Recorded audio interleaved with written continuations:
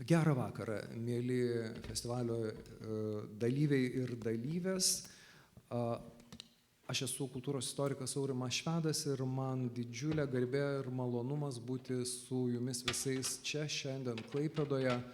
Aš labai džiaugiuosi, kad šalia manęs sėdi rašytojas, vertėjas, viešasis intelektualas iš Ukrainos Jurij Andruchovič, o taip pat Jurijui padeda įsijausti į renginį Margarita Mačiūnė, neabejoju jums puikiai pažįstamas Klaipėdos kultūros lauko žmogus.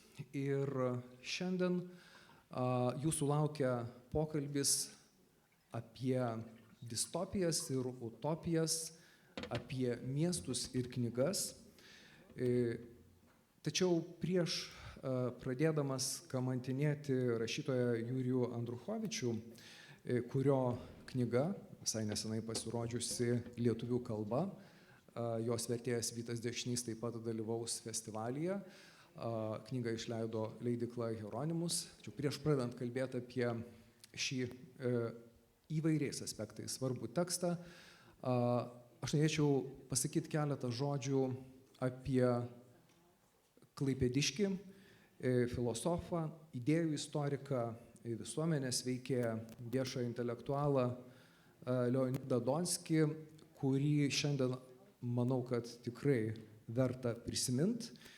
Ir šitas žmogus jums tikriausiai daug geriau pažįstamas negu man, pažįstamas egzistencinė prasme, nes man teko matyti Leonidą tik tai dažniausiai moderuojant į pokalbius, pristatinėjant į knygas,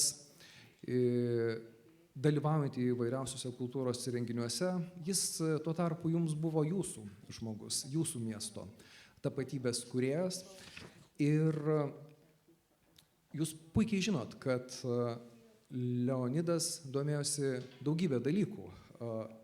Tarp jų ideologijom ir utopijom, politika ir literatūra, tapatybių kūrimu ir kaita, tapatybių konfliktais, kultūrų dialogo galimybę. Ir visi šitie dalykai kūrėsi, plėtėsi, egzistavo miesto erdvėje. Miestas Leonidui Donskiui buvo jo gyvenimo vieta. Jis reflektavo, kokį vaidmenį 20 amžiaus ir 21 amžiaus Lietuvos valstybės ir visuomenės gyvenime atliko 3 miestai: Klaipėda, Kaunas, Vilnius. Šie Leonido tyrimai akivaizdu buvo labai tampriai susiję su jo egzistencinė, asmeninė patirtim. Klaipėdiškio pastangos surasti santykį su savuoju miestu. Jis taip pat prisidėjo prie miesto tapatybės permąstymo ir kūrimo, jo kelionė į Vilnių, studijos ten. Po to 1997-2002 metais trukusios kelionės po JAV, Didžiąją Britaniją, Švediją, Suomiją, Estiją ir Vengriją, po visų šitų mano išvardintų šalių universitetus, tyrimų centrus. Ir jūs puikiai pamenat, kad po visų šitų klajonių Donskis grįžta į Lietuvą, apsisprendžia dirbti ir gyventi Kaune, dėstyti Vytauto Didžiojo universitete ir taip prisidėti prie savito akademinio fenomeno kūrimo. Ir šio žmogaus kelionė po Klaipėdą, jo kelionė iš Klaipėdos į Vilnių, po to į Kauną, buvo esmingai susijusi, kaip jau minėjau, su jo bandymu atsakyti klausimą, kokiegi yra šitų miestų tapatybė ir kaip šios vietos stengiasi ir sugeba perkeisti mus. Taigi, kaip konkretus miestas tampa jo ir mūsų gyvenimo, dvasinio gyvenimo forma. Šitą klausimą Leonidas Donskis svarstė labai aistringai. Jis mylėjo visus tuos 3 miestus, jis mylėjo daugelį Europos miestų, kuriuose skaitė paskaitas, kuriuose jam teko gyventi. Ir kartu jis visą laiką grįždavo prie mūsų šios dienos pokalbiui pamatinės idėjos miestas yra tikroji utopijų ir distopijų, kaip vaizduotės žaismės kūrimo erdvė ir kaip utopijų ir distopijų scenarijų realizavimo erdvė. Leonidą Donskį neramino, jis apie tai rašė ir aistringai kalbėjo, kad miestas gali būti svajonė, bet jis gali būti ir žmonijos dezintegracijos ir susipriešinimo, konflikto vieta. Ar dar gyvas miestas svajonė? Savo tekstuose nuolat kėlė šitą klausimą ir svarstė Leonidas Donskis. Kaip mes galim sugyventi mieste, kai nesutariam dėl tiek daug dalykų? Ar mes galim, nepaisant viso šito mus apgaubiančio įtampo šleifo, vis tik tai surasti, kas mus sieja? Ir ar vidurio ir rytų Europoje iš viso įmanomas miestas svajonė?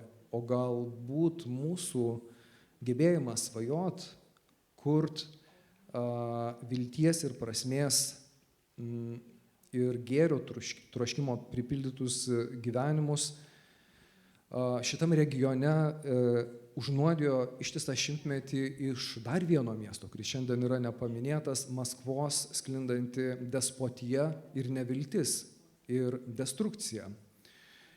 Ir jeigu aš jau pasakiau žodį Maskva, jūs supratot, kad mes priartėjom prie centrinės mūsų šios dienos temos, prie romano Moskoviada.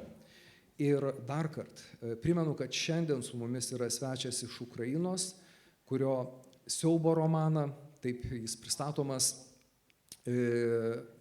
šiandien aptarsime ir komentuosime. Nesupykite, kad kai kurie mano klausimai bus lyg ilgi ekskursai. Aš įtariu, kad didelė jūsų dalis dar neskaitė šito romano ir todėl man daugeliu atveju reiks paaiškinti, ką aš čia noriu sužinoti iš rašytojo, nes šitas romanas iš tiesų kviečia apmąstyti pamatinius klausimus. Ir tebūnie mūsų pokalbio introdukcijai pradžiai nuskamba dar viena mano šiandien jau prisiminto filosofo Leonido Donskio, beje, Jurijų Andruchovič, sužinojęs, kad kalbėsiu apie Leonidą, pasakė, jis buvo mano draugas, taigi šitas žmogus nėra svetimas Jurijui. Sakiniai parašyti jo tekste Klaipėdai. Taigi citata. 2 sakiniai. Per Klaipėdą veriasi pasaulis. Per šį miestą jis atrandamas. Taigi per Klaipėdą ir Klaipėdoje šiandien pabandykime atverti pasaulį ir pakalbėti apie mums svarbius dalykus. Ir renginio scenarijus ir reglamentas be jokios abejonės skatina mane pasakyti keletą žodžių daugiau apie šios dienos, tikriausiai viso festivalio inkultūracijos vieną pagrindinių žvaigždžių Jurijų Andruchovičių. Tai tie, kas žino jo biografiją, tiesiog nepykit, kad priminsiu keletą pamatinių dalykų. Jurijus Andruchovičius gimė Ivano-Frankiske, poetas, prozininkas, vertėjas, eseistas, vienas iš žymiausių šiuolaikinių ukrainiečių rašytojų, pažįstamas mums iš kelių romanų, dabar jau kelių, prieš keletą mėnesių būtų reikės sakyti slabo iš vieno romano, jo romanas 12 ratilų yra išverstas į lietuvių kalbą, bandėm prisiminti su rašytoju kada, neprisiminėm ganėtinai senai tai buvo. Moskoviada dar vienas jo tekstas, bet Jurijų Andruchovič nuolat kalba su mumis įvairiuose interviu ir ese, kuriuos mes nuolat išsiverčiam, skaitom ir komentuojam lietuvių kalba. Ir tai yra, manau, simptomiška, nes pats Jurijų Andruchovič savo gyvenime labai daug kartų atliko kultūros ambasadoriaus, kultūrų vertėjo vaidmenį, nes jis pats verčia amerikiečių, vokiečių, rusų poeziją, Jo dėka ukrainiečių kalba prabilo Tadeušo Konvickio, Bruno Šulco ir daugelio kitų įstabių rašytojų kūriniai. Ir pagaliau, po tokio ilgo mano stand-upo pereinam prie pasisveikinimo. Labas vakaras.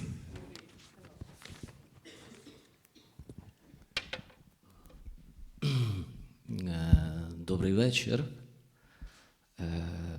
Labas vakaras.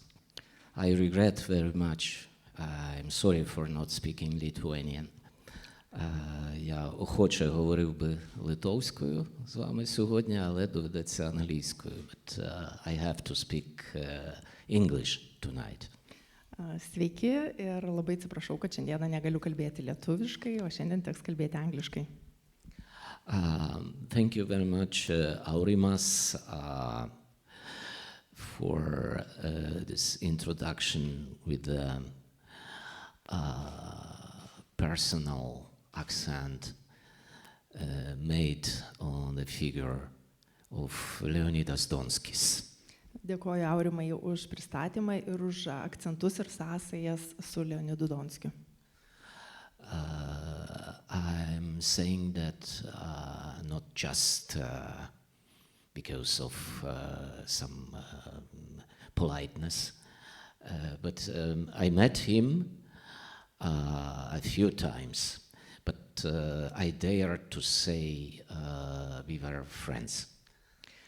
Sakau tai ne tik iš mandagumo, iš tiesų buvau su Leonidu Donskiu susitikęs keletą kartų, bet negaliu vadinti jo savo draugu.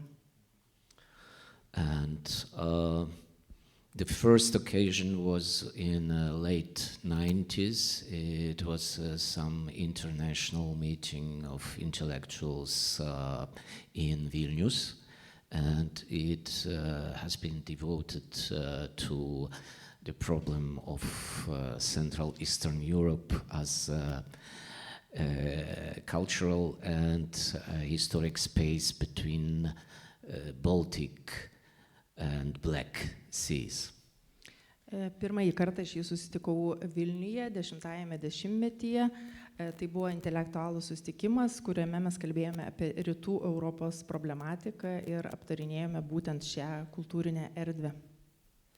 And then I met him in the beginning of 0 years. It was a quite interesting period of cooperation because somebody in Europe came to an idea to ground some ridiculous structure called European Cultural Parliament. Kitas kartas, kai aš jį susitikau, jau buvo naujo tūkstantmečio pradžioje ir tai buvo labai įdomus bendradarbiavimas, nes kažkas Europoje sugalvojo įkurti tokią grupę Europos kultūrininkų parlamentas. And it was, I think it was an attempt to engage some people who were working in different European countries, who were working immediately, directly with artistic things, to engage them to some political project. Ir manau, kad tai buvo bandymas įtraukti žmonės iš skirtingų šalių, kurie dirbo kūrybinėje srityje, kad jie šiek tiek įsilietų į politinius projektus. Leonidas was one of the most important personalities in that structure. Leonidas buvo vienas iš svarbiausių žmonių tose struktūrose. And I started at that time, it was like 2002 or maybe 2003, I started my own editorial project. It used to be a magazine, literary and culture and visual arts, and it was published in internet. At that time it was quite new. event to do something just in internet without some printed version. And the title of this magazine was Train 76. Tuo metu, maždaug 2002-2003 metais, aš pradėjau dirbti redaktoriumi tokio literatūrinio ir kultūrinio žurnalo, kuris buvo publikuojamas tik internete. Ir tai buvo naujiena tuo metu, todėl kad jis nebuvo spausdinimas, tačiau buvo publikuojamas tik internete ir jo pavadinimas buvo Traukinys 76. So the idea was to connect the cultures, the authors from the countries which are located between Baltic and Black Seas, like the real train number 76, the train from the Soviet time, which connected Bulgarian and Romanian sea coast with the Baltic coast. It was a train from Constanza and Varna going through western Ukraine to Gdańsk in Poland. Idėja buvo sujungti kultūras ir tą kultūrinę erdvę tos šalis, kurios yra tarp Baltijos ir Juodųjų jūrų. Ir kaip ir tikras traukinys iš šitų sovietinių laikų, kuris jungė Bulgarijos, Rumunijos krantą, Konstanciją, Varną per Ukrainą iki pat Gdansko. So I had this intent to publish the most topical texts written by intellectuals in all those countries. But of course, I had many problems with translations. The easiest was to translate the Polish authors or Belarusian authors.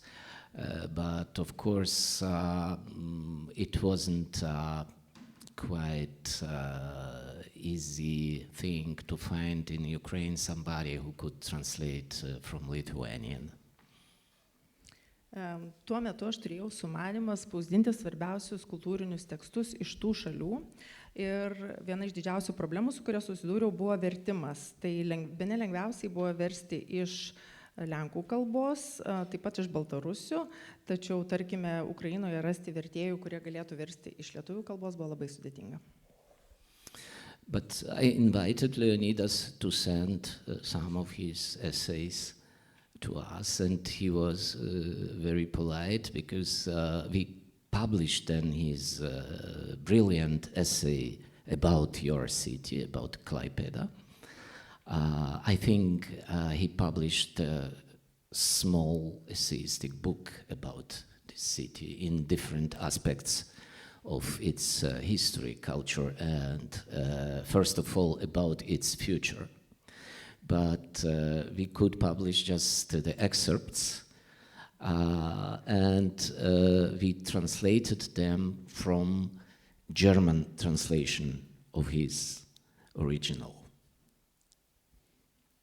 Aš paprašiau Leonido, kad jisai atsiųstų taip pat savo kūrybos ir jisai buvo labai mandagus, atsiuntė esė ir tai buvo apie Klaipėdą. Jis buvo berods išleidęs nedidelę knygelę, kur jis pasakojo apie Klaipėdą įvairiausiais aspektais ir mes spausdinome tam tikras ištraukas, kurios buvo verčiamos iš vokiečių kalbos.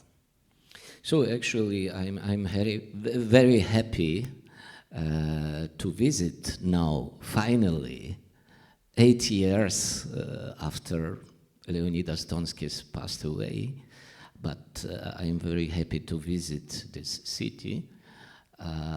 He described with such a big love and imagination in his essay written some 20 years ago. Ir esu šiandieną labai laimingas, kad galiu pagaliau čia apsilankyti, nors ir praėjau 8 metai po Leonido Donskio mirties. Man yra labai smagu aplankyti miestą, kurį jis taip su meile ir išmone aprašė prieš 20 metų. So I would just finish this monologue, which seems to be too long a little bit, by the maybe philosophical sentence idea that there is never too late for some ideas, texts, utopias and books. Ir savo ilgą monologą pabaigsiu filosofinę mintimi, kad niekada nėra per vėlu knygoms, utopijoms ir distopijoms. Ačiū labai, kad jūs, Jurijau, pasakėt viltingus žodžius. Nes iš tiesų jūsų romanas Moskoviada tarytum kviečia mus kalbėti apie dramatiškus dalykus visų pirma ir iššūkius, kurie kartais atima iš mūsų gebėjimą kurti viltingas svajones. Beje, aš atsivežiau berods 10 šitos knygos egzempliorių, jie yra ant registratūros stalo. Leidyklos Hieronymus vadovas Markus Roduner mane instruktavo, kad ta knyga kainuoja 10 eurų, tai jeigu kas nors norės nusipirkti šią knygą, o neabejoju, kad norinčių bus ir gauti Jurijaus autografą, tai galės tai padaryti. Ir dabar aš pradedu pasakoti apie šitą knygą. Mane nustebino, kad Jurij Andruchovič, rašydamas šią knygą,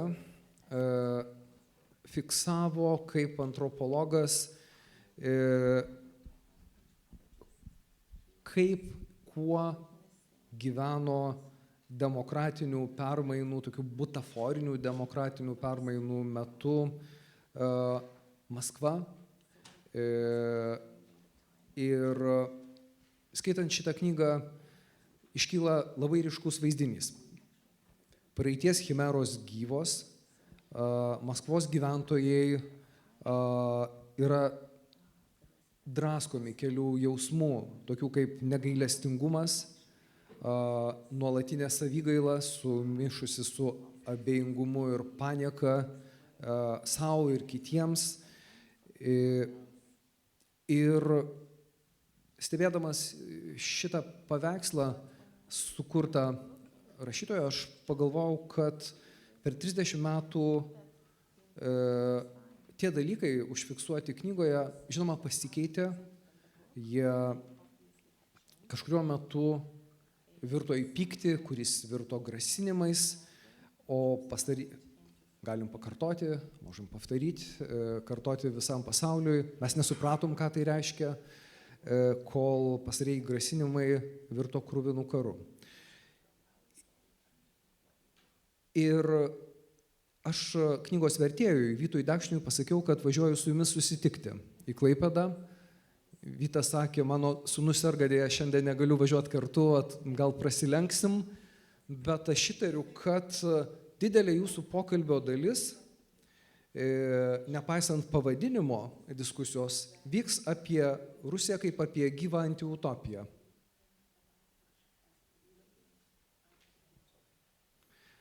Ar Vytas Dekšnys buvo teisus? Rusija yra šiandien gyva antiutopija? Yes, we have this word dystopia in our title, and this is what you call anti-utopia. I think this is quite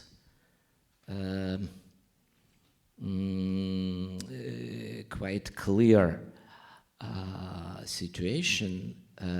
Russia is successful in creating of dystopias, and there is space of dystopia which is nowadays all Russian territory. But the worst thing is they try to expand this dystopian territory to other countries, to make it wider. And of course, if they succeed with my country, with Ukraine, which I don't believe, I don't want to accept it, any smallest point of this possibility. But if they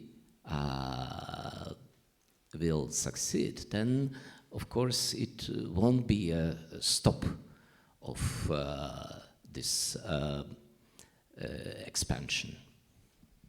Taip, mes turime šitą žodį pavadinime mūsų šiandienos diskusijos distopija arba antiutopija, kaip jūs vadinate. Ir gana aišku, kad Rusija yra labai sėkminga kurdama distopijas ir yra tokia erdvė distopijoms, tai yra visa Rusijos teritorija. Bet karas yra būdas plėsti tą įtaką ir tą teritoriją į kitas šalis. Ir jei jiems pavyktų Ukrainoje, ko aš tikrai netikiu ir net nenoriu prileisti tokios galimybės, bet jeigu jiems pavyktų, jie tikrai nesustotų. I don't have any idea about the final plan of this, let's call him, crazy designer. I don't want to mention Russian president or somebody, because I think the evil is more than personal. I'm afraid that Mr. Putin is just an instrument of something whose name is Russia. Russia as a big dystopia. Tikrai neįsivaizduoju, kokia yra galutinė idėja, ką čia norima padaryti ir tiesą pasakius net nenoriu minėti jokių asmenybių, tarkime prezidento, ir manau, kad jis yra tik tai instrumentas, kuris stovi už to, kas yra Rusija, kuri ir nori sukurti tą distopiją. So, but I'm absolutely sure our country should be just the first step of this big global war against democracy, against West, and it is now in a way Russia will not attack the other more Western countries as long as Ukraine can resist, as long as Ukraine is successful in its resistance. Ir aš esu iš tikrųjų įsitikinęs, kad Ukraina yra mano šalis tik tai pirmasis žingsnis prieš demokratinės šalis, prieš vakarų šalis. Ir tam tikrą prasme aš galvoju, kad Rusija nepuls kitų šalių tol, kol Ukraina bus sėkminga ir kol jinai sugebės kovoti. The good news is that Ukraine can resist all the time better and more successful, despite of what they write in Western media. They are absolutely pessimistic, but we are not, and we still resist. Ir gera žinia yra tai, kad Ukraina visgi yra labai sėkminga priešinantis ir jai vis geriau tai pavyksta, nepaisant pesimizmo, kurį aš matau vakarų spaudoje. But the bad news is that I don't know if you agree to this my observation, but I would say there was never some utopia which became reality. But each dystopia became a reality. So probably dystopias have something which is more powerful, the power of dictatorship. I think it is the core of this eternal success of dystopias. bloga žinia, nežinau, ar jūs su manim sutiksite, tačiau aš manau, kad niekada nebuvo utopijos, kuri būtų realizuota, bet kiekviena distopija taip ir panašu, kad jos yra galingesnės, nes jos turi savyje tą diktatorišką prigimtį, kuri būtent padeda jas realizuoti. Aš tikrai pakomentuosiu šiek tiek vėliau šitą rašytojo mintį, prisimindamas mažųjų pasaulio centrų, mažųjų utopijų kūrimo pastangą, kad ir Krzysztofa Czyżewskio. Tai gal ne viskas taip yra liūdna, kaip sako rašytojas, bet nenukrypkim nuo romano Moskoviada. Iš esmės, šitas tekstas pasakoja vieną 1991 m. gegužės dieną nutikusią istoriją. Romano herojus, ukrainiečių poetas Otto von F., besimokantis literatūros institute, ankstyvą rytą išeina iš bendrabučio, kuriame jis gyvena ir leidžiasi į ilgą, vingiuotą, nuotykių kupiną kelionę. Apie jo nuotykius galbūt pakalbėsim vėliau, bet dabar aš norėčiau prisiminti vieną siužetą, o būtent romano herojaus Otto von F. mylimąją gyvačių karalienę Galiną, kuri yra, kaip paaiškėja KGB, bendradarbė, gaminanti nuodus. Galinai liepiama nužudyti savo meilę Otto, tačiau Galina paskutinę akimirką išgelbsti ukrainietį poetą. Kita vertus, šitame romane labai aiškiai parodoma, kad Galinos meilė yra susijusi su prievarta. Jos meiliai, kaip sako pats gelbstimas Otto, cituoju jo atsisveikinimo žodžius, ko jis linki Galinai, surasti dėkingą santūrų mazochistą, su kuriuo ji galės būti laiminga. Aš dabar to, ką jūs parašėt, niekaip negaliu kitaip interpretuoti kaip veidrodinio Rusijos ir Ukrainos santykių atspindžio. Rusija perša Ukrainai savo meilę, dusindama jūsų šalį savo gniaužtuose. Aš žinau, kad darau pamatinę klaidą, sutapatinu kūrinį su rašytojo idėjom ir su gyvenimu, tačiau aš nieko negaliu padaryti, matydamas tai, kas vyksta.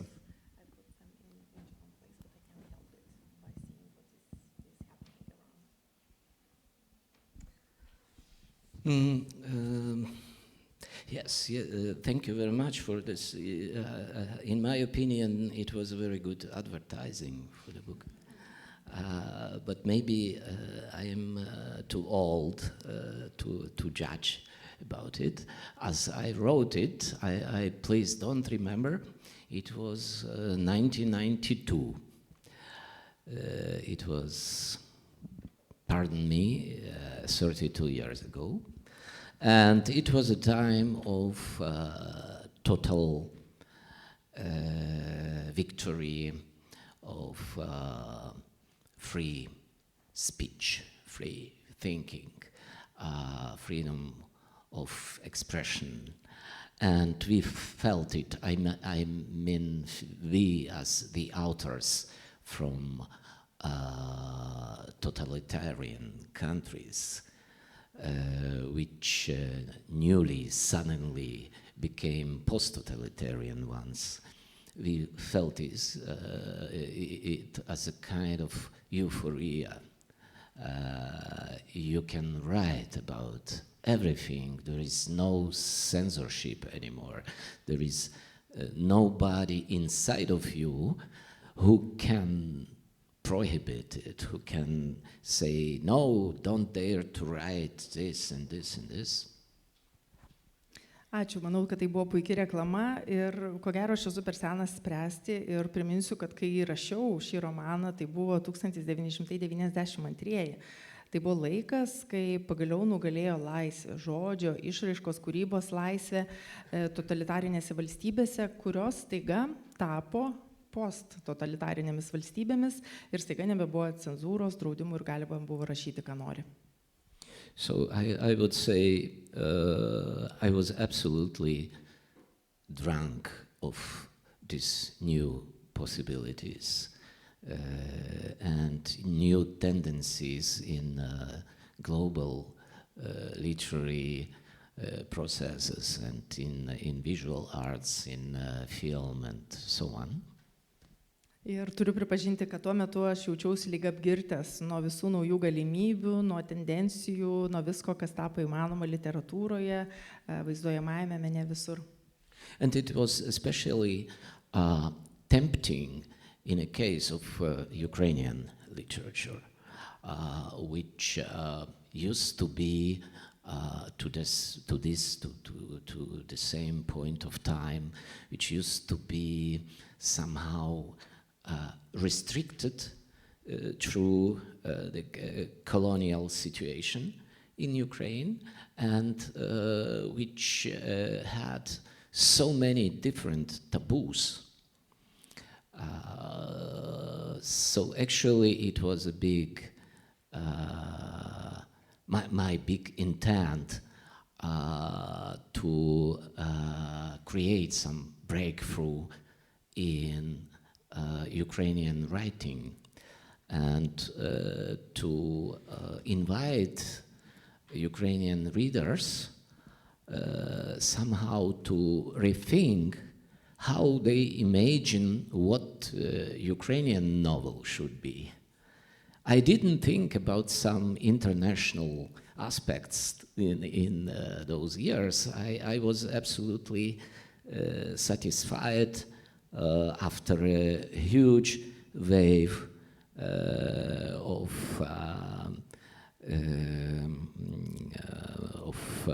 critical impressions among Ukrainians, readers and critics.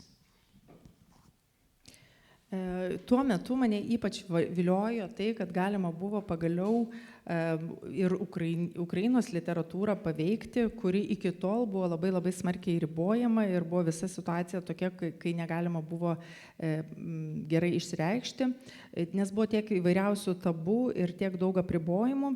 Ir man buvo didelis noras, aš jutau didžiulį norą kurti tą proveržį ukrainiečių literatūroje ir kviesti Ukrainos skaitytojus apmastyti, koks turi būti tas ukrainietiškas romanas. Ir tuo metu aš tikrai negalvojau apie kažkokį platesnį tarptautinį kontekstą ir aš buvau tiesiog labai patenkintas ta visa banga, kuri kilo ir teigiamais atsiliepimais ir kritika.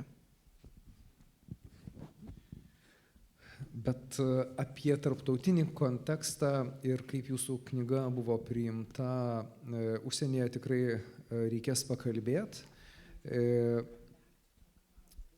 Tačiau, žinoma,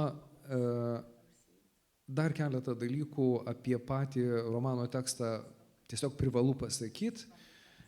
Kaip jūs jau minėjot, kūrėt romaną 92 metų pavasarį. Kaip aš jau sakiau, pagrindinis romano herojus yra ukrainiečių poetas. Nuolat pabrėžiama, kad tai yra žmogus puikiai suvokianti savo svetimumą Maskvoje. Jis nejaučia šitam didmiesčiui nei baimės, nei meilės. Jis nuolat apmąsto savo kitoniškumą ir vėl pabrėžiu žodį svetimumą šitam miestui ir jo žmonėms. Galbūt todėl, kad jisai jautėsi svetimas Maskvoje, jis galėjo stebėti mano minėtų antropologo žvilgsniu, kas vyksta su šituo miestu ir jo žmonėmis. Kaip šis jūsų tekstas buvo skaitomas ir interpretuojamas Rusijoje, kuomet iš tiesų puiki, labai kultūringa, intelektuali leidykla Novoje literatūrnoje Abazirenija jį išleido 2001 metais. Akivaizdu, kad tai jau buvo visai kitas laikas. nei tas, apie kurį jūs sakėt, kad rašėte lik apsvaigęs nuo visų tų permainų. Ir užduodu šitą klausimą prisimindamas mane tiesiog sukrėtusi Julijos Latininos ir Vitalij Portnikov viešą dialogą, kuris aiškiai parodė, kad Julija Latinina visiškai nesupranta Vitalijaus nuolat pabrėžtos teisės būti kitokiu, turėti kitą tapatybę, gyventi kitokiam pasaulyje.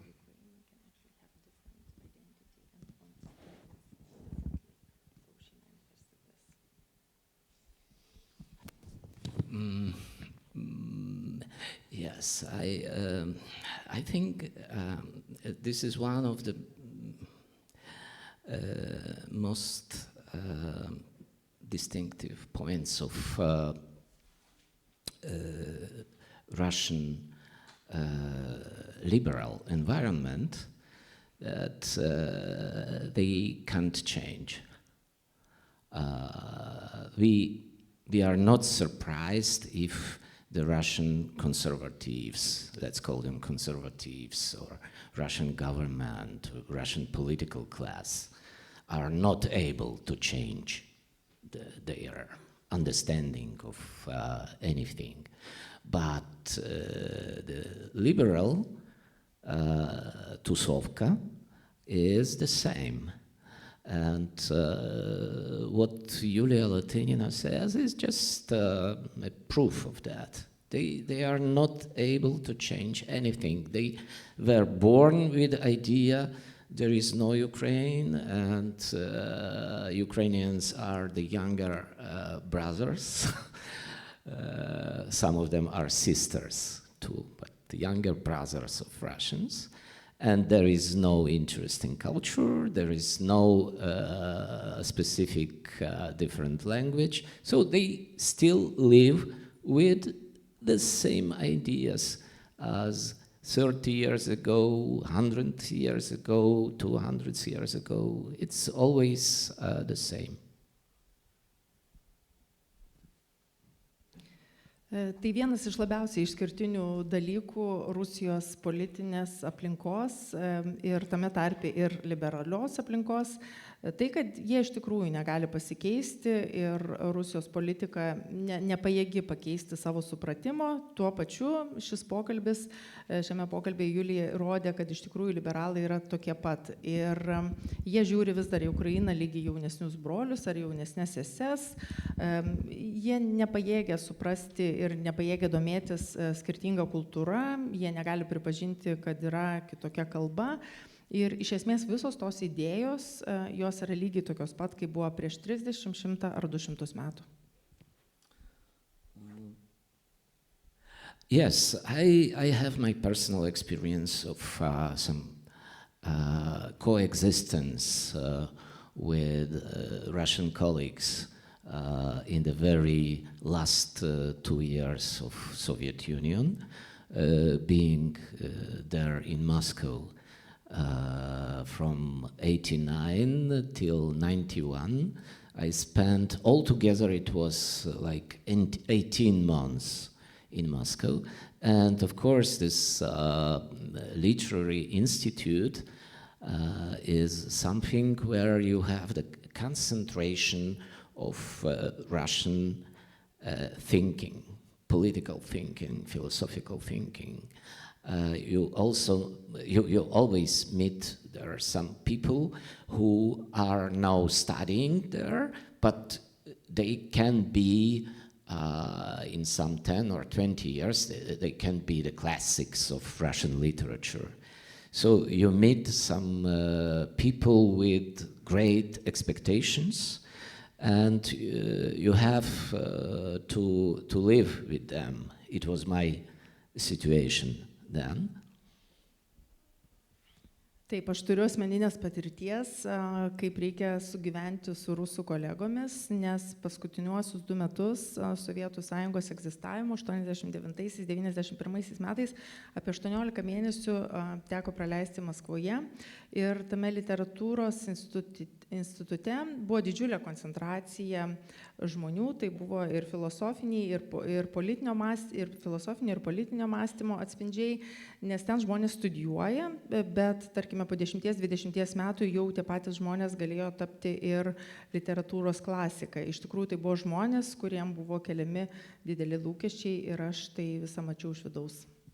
And of course, it was a very stormy time in political meaning, first of all, the last years of perestroika. And the politics was everywhere. So if we discussed something in our student dormitory, so we spent days and nights not just with vodka, but also with political discussions. Tai buvo tikrai audringas metas politinė prasme, nes tai buvo paskutiniai perestroikos metai ir tų diskusijų tikrai būdavo labai daug ir mes kaip studentai bendrabutyje dieną naktį diskutuodavom apie politinius klausimus. I was the youngest in our group. I was just 29, and we had some students which were like 55 years old, because it wasn't a normal situation with students. We were so-called listeners of advanced literary studies. So to be shorter, there was from time to time, of course, discussion, a very hot, sometimes very brutal discussion about the possibility of independent republics in the Soviet Union.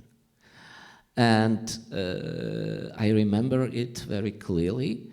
The most of Russian colleagues was, so I speak about, let's take it like the end of 1990, the beginning of 91, probably after January 91. So they were somehow, they innerly agreed that Baltic countries will be independent. They used to say, okay, this is отрезанный ломоть. But they never would agree that Ukraine will be independent.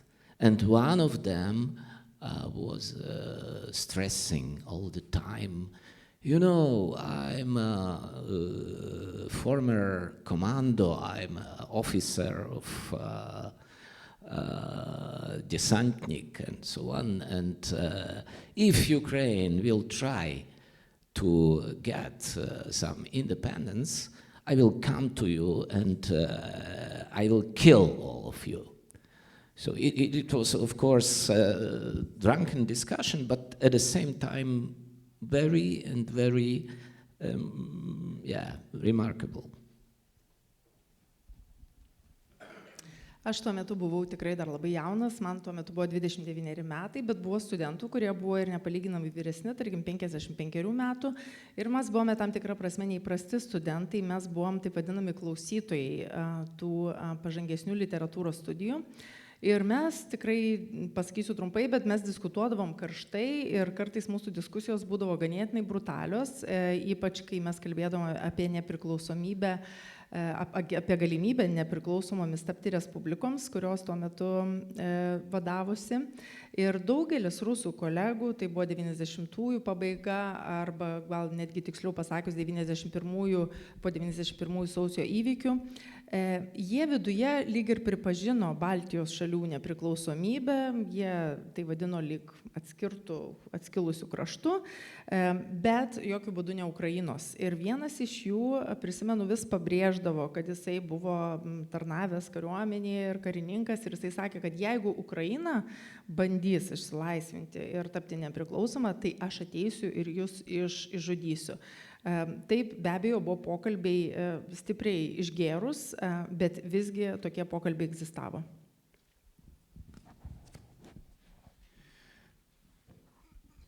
Aš skaitydamas recenzijas, kurias publikavo rusų literatūrologai ir rašytojai, pasirodžius Moskoviadai rusų kalba, atkreipiau dėmesį į vieną iš recenzijų,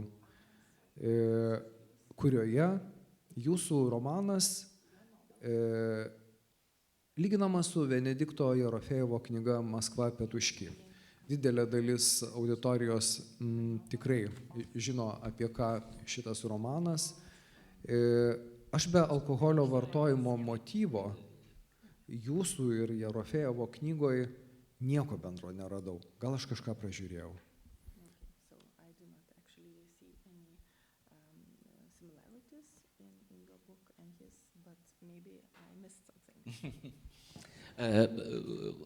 Yes, there is one point.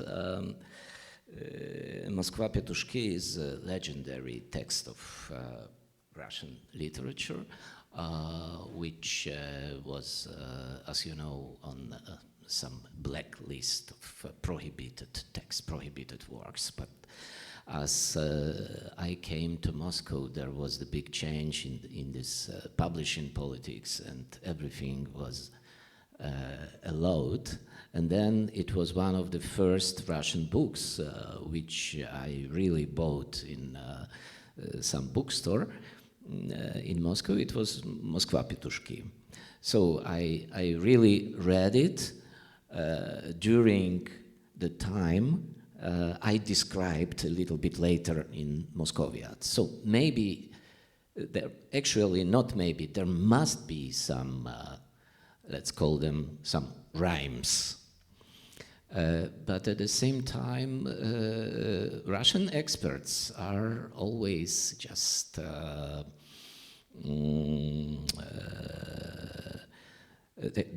they see just themselves, just the Russian literary texts. Because in Moscoviad there is much more common situations and connotations with, for example, with the Polish novel A Small Apocalypse by Tadeusz Konwicki, but they don't see it, and probably they don't know. Or maybe they know about such a novel by Konwicki, but they never are ready to connect it with some Ukrainian novel. But I also would say there is a direct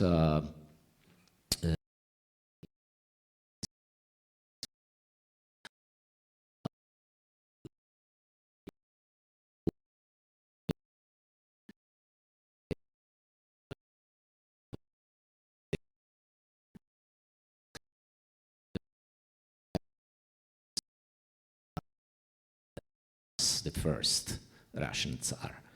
And it was my inspiring text by writing Moscoviad. But they don't see it.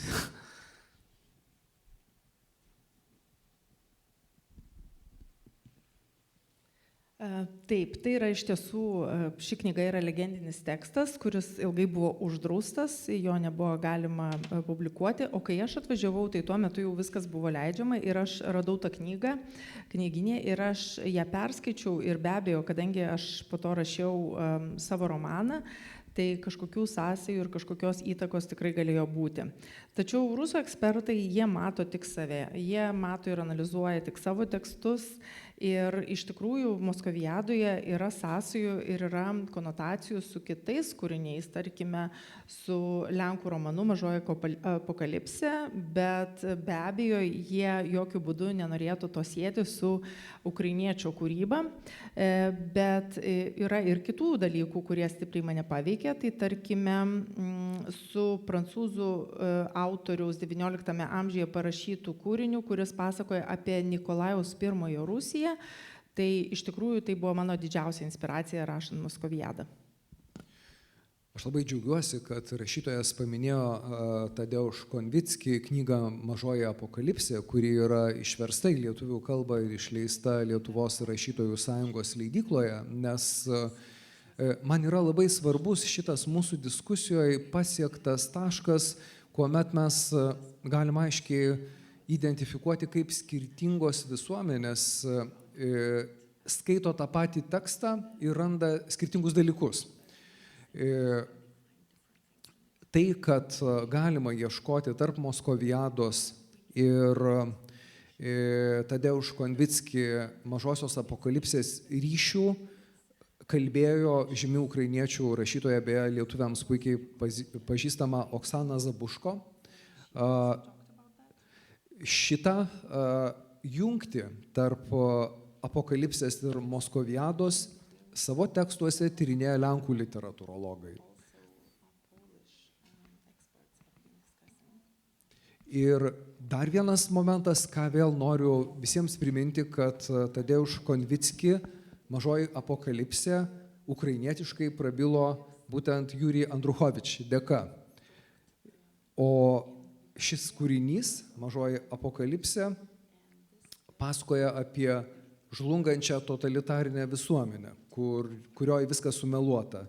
Kaip lenkų rašytoja sako, ir upės, ir miškai, ir oras, ir kalendorius, ir žmogaus orumas.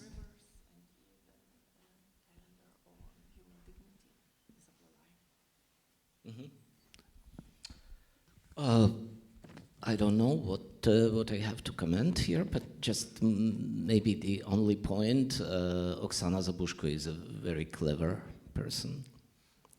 And, but this is the moment not of her providence, let's call it providence, but just she visited Moscow at the same time I was there, and she asked me what I'm doing now, and my answer was absolutely honest. I was translating the Little Apocalypse by Konvický, so she just used this information, but it is true, of course. And yeah, it's a really a little bit. It's a little bit dramatic, but maybe you translate it first.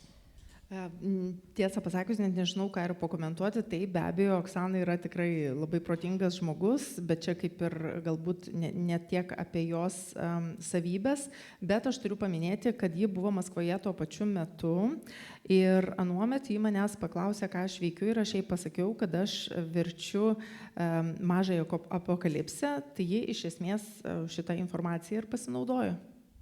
There is a very important difference. Konvický's novel is a kind of a manifesto of despair, of darkness and blackness. There is no hope. It has been written in the midst of worst times of Polish opposition. One could say on the top of communist totalitarian system in Poland. And my novel is a manifesto of big hope. And it is the manifesto of collapse the totalitarian system.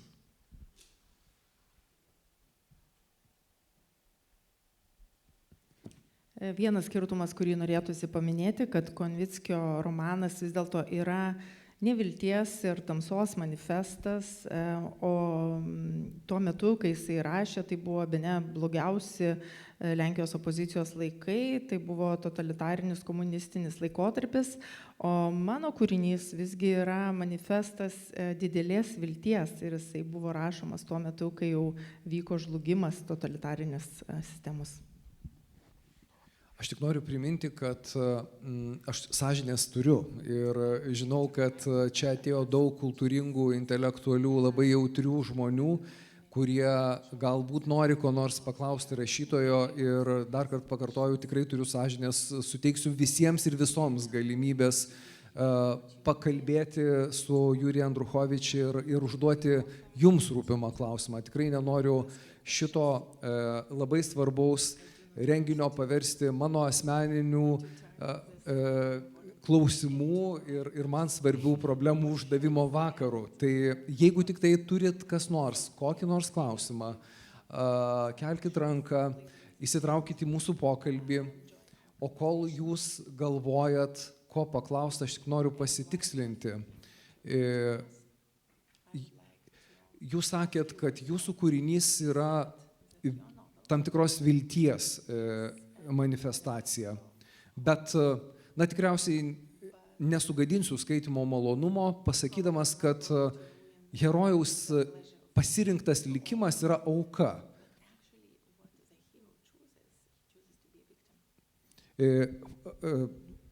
Pasiaukoti ir pasirinkti mirtį. Kurgi čia ta viltis? O gal iš totalitaristinės tos situacijos neįmanoma kitaip pabėgti, tik tai pasiaukojant?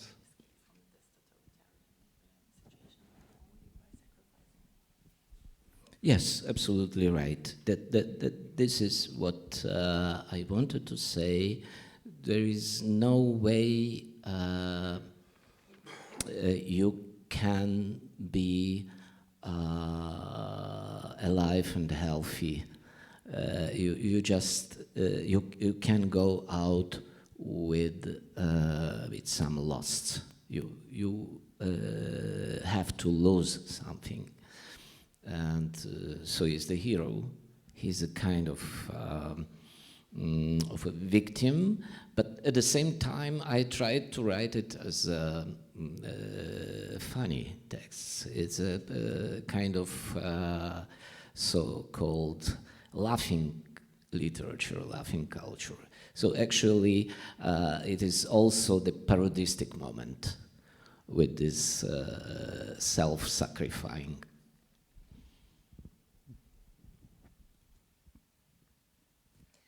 Taip, visiškai taip, ir norėjau pasakyti, kad iš tiesų negali visą laiką būti gyvas ir sveikas, ir jeigu jau kažkas vyksta, tai kažką ir turi prarasti. Taip, jisai yra auka, bet norėčiau pasakyti, kad tas tekstas taip pat yra ir su humoru parašytas, ir tai yra tam tikra juoko literatūra, ir yra tam tikras aspektas parodijos, kai jisai pasirenka būtent tą pasiaukojimą. I was sure that I write it in a way that people will laugh because, as you remember, on the last pages, the hero is going back to Kyiv, to Ukraine, but he has the real problem. He has a bullet in his skull, in his head. Taip, aš rašiau taip, kad žmonės juoktųsi ir šiaip tai pabaigoje jisai grįžta į Kyivą, bet yra tokia problema, kad jisai turi kulką savo galvoje. And I thought it is so absurdic that people can understand that this is just a parody. Ir tai skamba ir tai parašyta taip absurdiškai, kad aš tikėjausi, kad žmonės iš tiesų supras, jog tai yra parodija. But now we have 11th year of the war, and there are the people who continue to live with bullets in the skulls, but they can live. They were injured during the battles in the war, and they can still live. So that's not just a metaphor for the future, the Ukrainian future.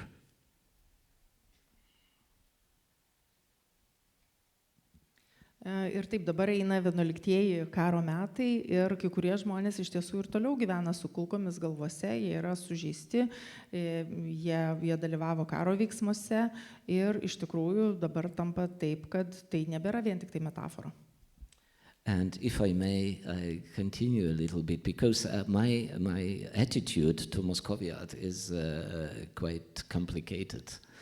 In one hand, I'm very happy that the book is still topical and it is most successful of my books if we speak about the number of translations.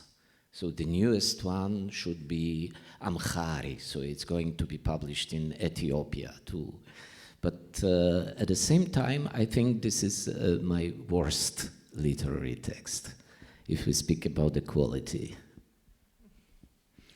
Ir jeigu galėčiau dar šiek tiek tęsti ir papasakoti plačiau apie savo požiūrį į Moskoviadą, tai taip, viena vertus tikrai man smagu, kad šitas tekstas vis dar yra aktualus ir vien pasižiūrėjus į tai, kiek daug yra vertimų ir artimiausiu metu pasirodys knyga net ir Etiopijoje, tai taip, be abejo, man tai yra smagu. Bet tuo pačiu aš turiu pripažinti, jog aš manau, kad tai yra bene prasčiausias mano parašytas tekstas. And I would be happy, as a citizen of Ukraine, I would be happy to live in the world where everybody forgot about Moscoviad. So the only novel I wrote, which I would be happy to see completely forgotten. Ir iš tikrųjų būčiau labai laimingas Ukrainos pilietis, jei visi staiga pamirštų šitą tekstą ir man tai labai labai tiktų. But nothing to do, I just sign the next contracts with publishers from other countries. And this is because of Russia. So it's a guarantee of eternal life of this novel. Ir ką padarysi, man belieka tik tai toliau pasirašinėti sutartį su naujais leidėjais ir tiesiog Rusija užtikrina, kad šis kūrinys būtų amžinai aktualus. Jeigu yra klausimų, įsitraukite mūsų pokalbį. Aš labai tikiuosi, kad to, ką sakė rašytojas, negirdės leidyklos Hieronymus žmonės, kurie tikėjosi, kad jūs šią knygą ir pirksit, ir skaitysit, ir analizuosit. No, it's very attractive at the same time. You will love it. Knyga iš tikrųjų labai patraukli ir jums patiks, skaitykit. And so I don't remember how many novels did I write, 7 or 8, but in Ukraine, just Moscoviad is recognized as one of the 30 best books of the last 30 years.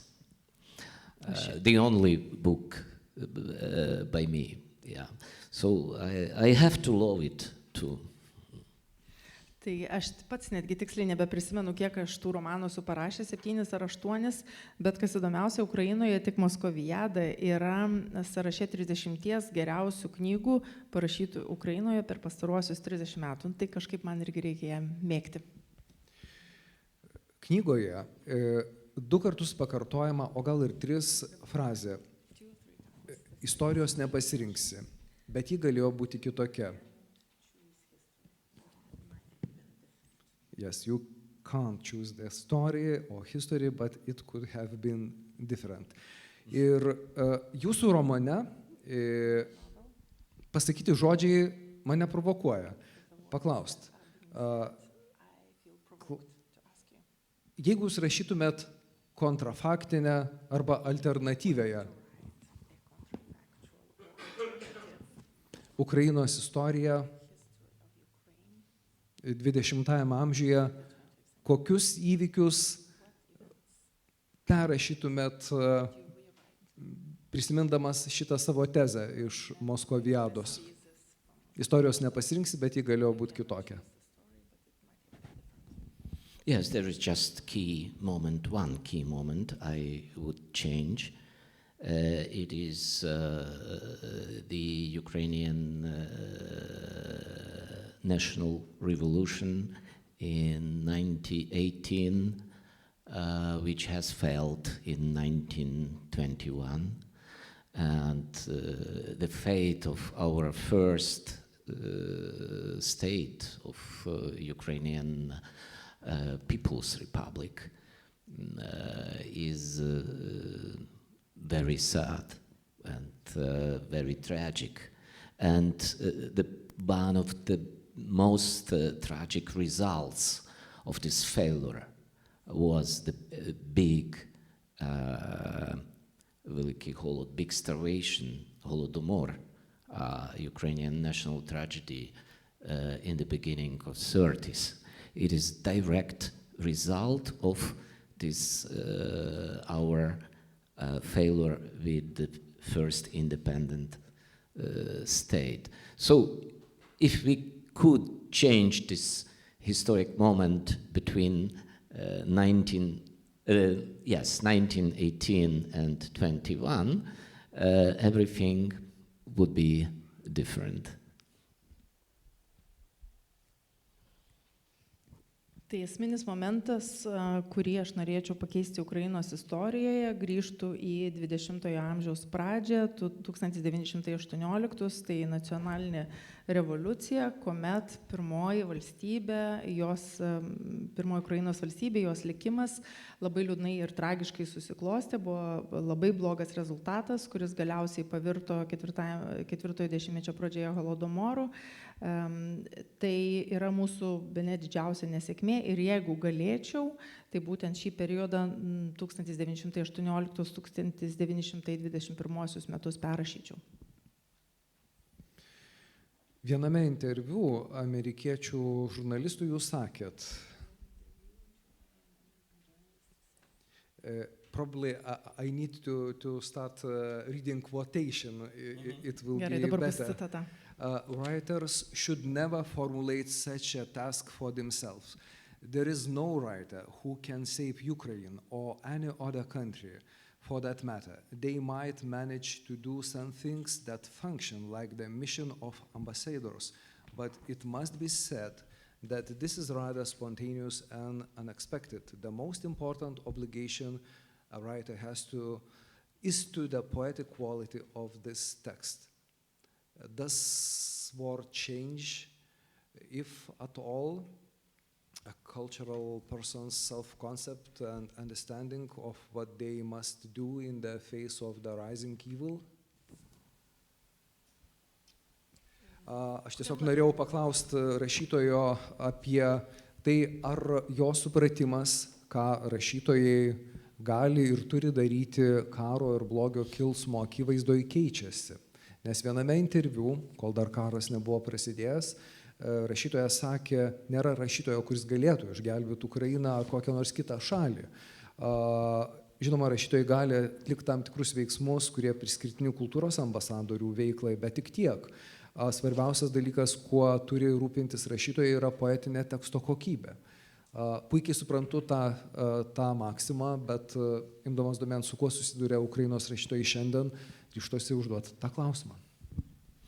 I think the word, some only word, can't change anything.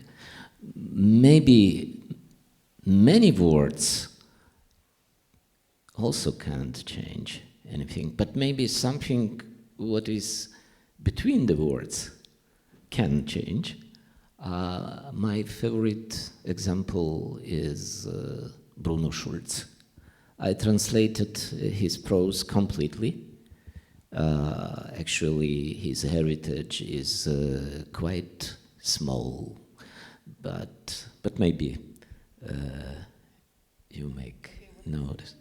Bruno Schulz. Okay. Tai aš manau, kad vienintelis žodis iš tiesų, ko gero, negali pakeisti nieko, gal ir daug žodžių negali pakeisti nieko, bet tai, kas yra parašoma tarp eilučių, gali turėti jėgos ir mano pavyzdys būtų vertimas, kurį aš pilnai padariau, tai buvo Bruno Schulz vertimas ir tenai šį pavyzdį galėčiau paminėti kaip vieną iš tų keičiančių. A Polish Jewish writer, an absolute outsider, loser, deeply tragic person who used to live in the very bad times.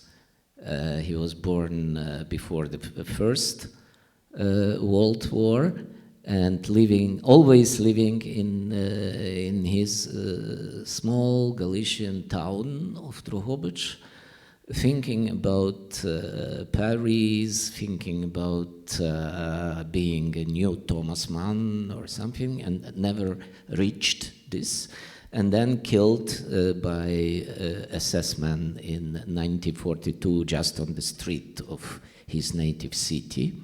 So you have an absolute negative example of what the words can, but if we look on his career after his death, he's translated into probably into more than 100 languages. He's recognized as one of the best modernist writers of 20th century, of all the times. And his prose changed a lot among the people also, post-mortem, unfortunately, but it's not so important actually. Tai jisai buvo žmogus, Lenkų žydų kilmės, rašytojas, kuris buvo tikrai atstumtasis, tam tikra prasme nevykėlis, labai nesėkmingas, jisai gyveno po Pirmojo pasaulinio karo viename Galicijos mieste ir jisai svajojo tapti didžiu rašytoju, lyg koks Tomas Manas, tačiau galiausiai jo gyvenimas baigėsi taip, kad jisai buvo esesininkų nužudytas tiesiog gatvėje. Ir tai visgi yra pavyzdys, kad vis dėlto žodis šį bei tą gali, nes šis rašytojas, jis buvo ir yra išverstas gal į 100 kalbų ir jis yra patekęs į 100 geriausių rašytojų sąrašą, bet visa tai atsitiko jau po jo mirties, bet galbūt tai ir nėra svarbu. Akivaizdu, kad mūsų pokalbis juda link tam tikro apibendrinimo. Tai jeigu turit kas nors klausimų ir norit ką nors pasakyti rašytojui, pasiginčyti su mumis, galbūt pabarti mus, kad nepalėtėm vienokių ar kitokių svarbių temų, dabar yra pats laikas pakelt ranką ir įsitraukti į mūsų pokalbį.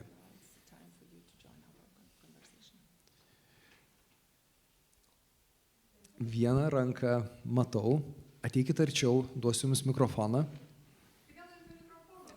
Bus sunku išgirsti vertėjai ir tikriausiai nesigirdės įraše. Tai sveiki, ačiū už labai įdomią diskusiją. Gal tada lietuviškai, gal ir angliškai paklausti, bet gal gerai. Tai iš tikrųjų matau, kad jūsų yra gana pesimistinis požiūris, kalbant apie distopijas ir utopijas šių laikų visuomeniai. Ir čia irgi galbūt istorikas irgi dar prisidės prie diskusijos, nes irgi užsimetė, kad galbūt norėsite daugiau apie tai pakalbėti. Bet taip pat ir rašytojų distopijos yra labai mėgstamos, yra labai daug iškilių rašytojų, kaip Orwellas, Atwood, Octavia Butler, kurie labai daug padarė įžvalgų apie mūsų visuomenę ateityje, praeityje, kaip tai galėtų būti. Ir galvoju, kaip jūs matote, ar remintis galbūt irgi kitais rašytojais, kokia mūsų bus ateitis, galbūt kokia distopija, kadangi pats esate gana pesimistiškas, tai ar matote kažkokią tokią distopinę realiją, kuri jums galbūt yra labai artima Europai, kuo tai galėtų, kur mes galėtume keliauti? Ačiū. Thank you very much. Yes, it was a moment in our discussion earlier. I shared with you this my observation about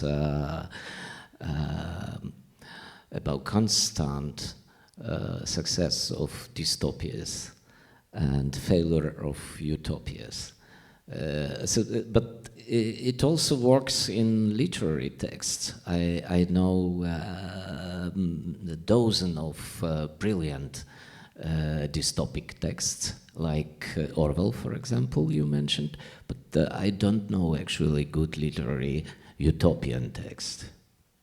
Maybe Utopia by Thomas More itself, but I didn't read it. I have to confess. It's too specific. I think that there is something like good proof for speaking about how different writing and literature and reality are. Mm-hmm.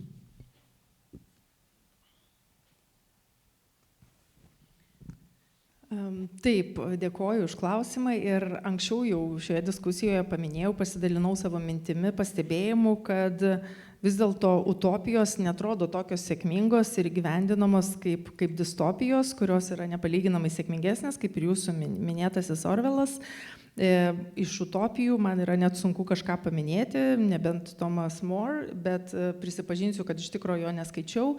Ir vis dėlto tai yra kaip ir įrodymai, tinkami įrodymai, kaip skirtingai visą tai atrodo ir skamba realybėje ir literatūroje.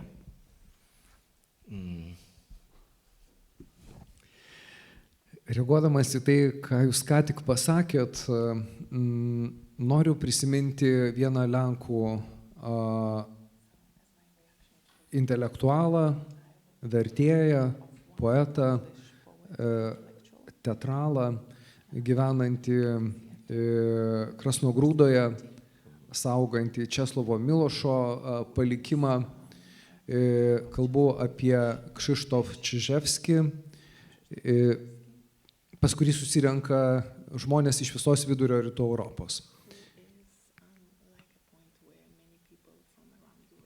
Krzysztof Czyżewski mėgsta kartoti, kad galima ir reikia kurti mažas utopijas, kurios skleidžiasi kelių žmonių arba mažos bendruomenės santykių erdvėje. Ir tada atsiranda vilties ir jėgų svajoti.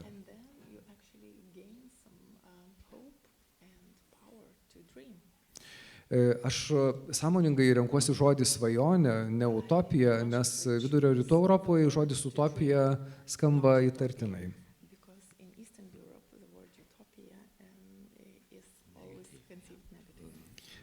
Viltinga svajonė, hopeful dream, mryšo dajut nadijų. Kaip jūs galvojate, ar mes turim jėgų viltingai svajoti?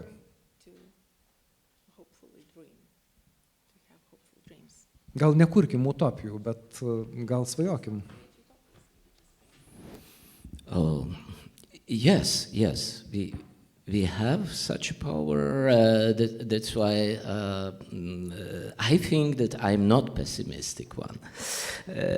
So actually, let's go back to Muscoviat time, and let's call it just honestly the idea of independent Ukraine was an utopian idea. It looks like an absolute utopia at this moment.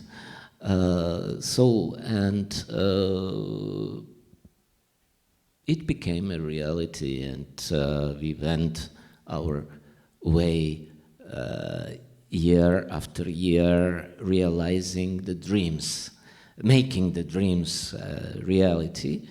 It was sometimes absolutely terrible, and it is like just a parody on the dreams, but we never know what is the essence of each our dream. I think dream is something which you cannot describe, formulate by precise words. You just have some feelings, some images. And so this is maybe this small, narrow space between dreams and literature and reality, that we can somehow play with them in that very narrow, small space. Taip, turime iš tiesų tokią galią ir tikrai nesu pesimistas ir čia norėčiau jūs pakviesti grįžti į Moskovijos laikus.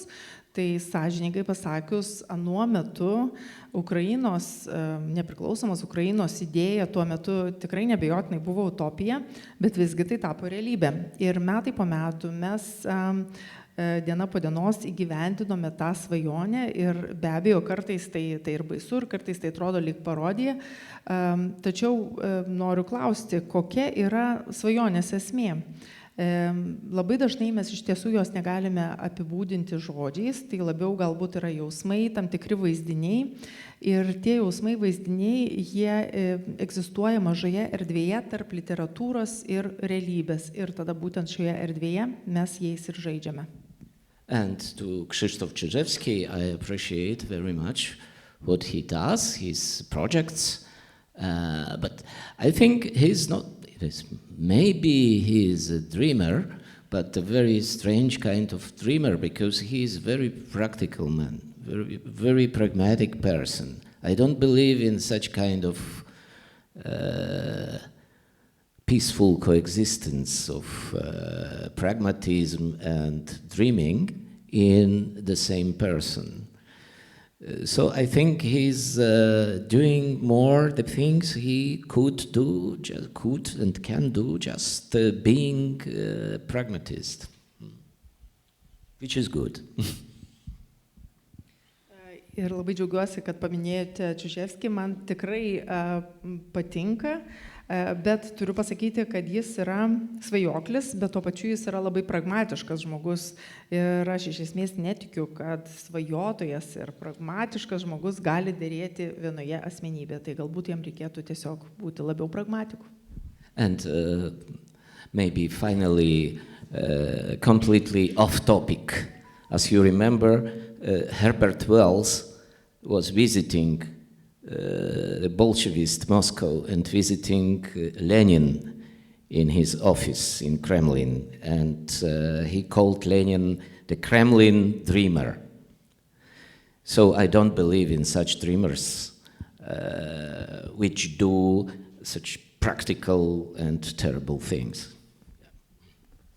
Dabar pasakysiu visiškai ne į temą, bet priminsiu jums, kai Velsas lankėsi Maskvoje, jisai tuo metu susitiko su Kremliaus svajokliu Leninu ir iš tikrųjų aš turiu pripažinti, kad aš netikiu tokiais svajokliais.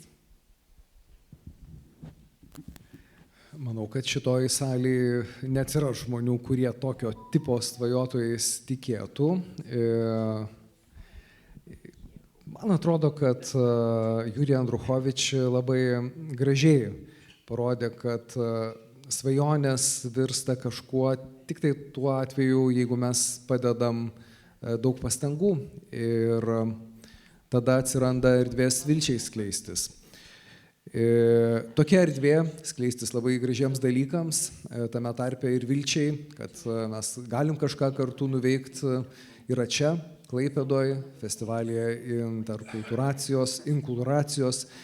Ir aš manau, kad čia galima dėti daug taškį, prisiminti nuostabią Viliaus Ančerio muziką, kuri ką tik tai skambėjo, padėkoti rašytojui Jurijui Andruchovičiui už jo knygas, už jo esė, už jo interviu, už tai, kad jis atvyko čia ir bendravo su mumis. Taip pat padėkoti Margaritai Mačiūnei už tai, kad jinai padėjo mums visiems susikalbėti ir vieni kitus suprasti. Pokalbį vedžiau aš, kultūros istorikas Aurimas Švedas. Ačiū jums visiems ir visoms, kad atėjot čia. Sėkmingo jums viso festivalio.